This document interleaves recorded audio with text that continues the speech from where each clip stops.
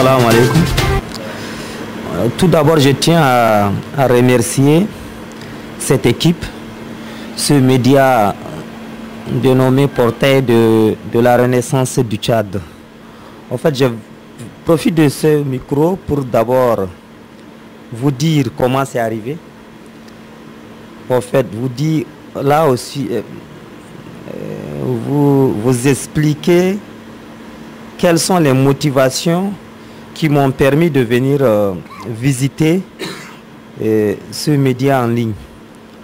En fait, j'étais venu pour la Omra et étant un fidèle téléspectateur de Téléchat, quand j'étais venu, je n'arrivais pas à suivre les informations de mon pays. Et je me suis plaint 2-3 fois auprès de mon ami Abdurrassoul. Et il m'a dit que non, en fait, même si tu n'arrives pas à suivre la Téléchat en direct, il y a quand même un média en ligne sur lequel tu peux suivre les informations importantes. Et c'est là que j'ai découvert ce média Portail de la Renaissance du Tchad. Et grâce à ce média, je suis connecté plus ou moins en direct du Tchad. Et quotidiennement, je suivais les informations et quand on a fini la Omra et qu'on est venu à Jeddah quelques jours avant de prendre notre vol, et on a décidé de venir quand même visiter ce dispositif de médias qui nous a permis pendant tout au long de notre séjour d'être connectés à notre cher pays. Et c'est là qu'ils nous ont invités, on était venus, on a essayé de visiter les installations techniques, leur studio, le bureau. Et on a eu aussi des échanges. Et vraiment, moi, personnellement, j'ai vraiment apprécié ce média en ligne aujourd'hui qui permet à tous les Tchadiens, non seulement ceux qui sont résidents en Arabie Saoudite, mais sur toute l'étendue du monde, de la terre, d'être connectés et de leur permettre de suivre les informations de leur technique.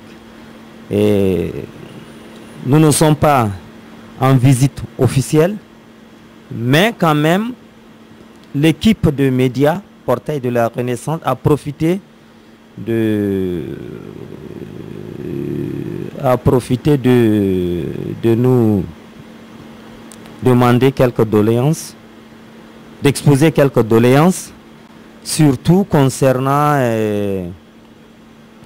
les papiers nécessaires pour qu'ils puissent exercer librement à l'intérieur de l'Arabie Saoudite et pourquoi pas avec le temps sortir à l'extérieur dans les pays voisins pour qu'ils puissent davantage exercer leurs fonctions.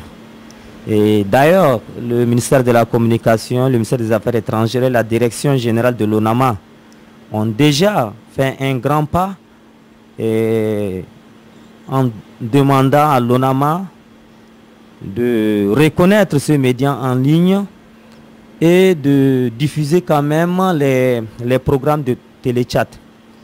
Et suite à ça, j'ai déjà vu une autorisation de diffusion des programmes délivrés par le directeur général de l'ONAMA et à Portail de la Renaissance pour qu'il puisse diffuser les programmes de téléchat. Donc, par rapport à ça, comme je l'ai dit, nous ne sommes pas en visite officielle et nous ne sommes pas les décideurs.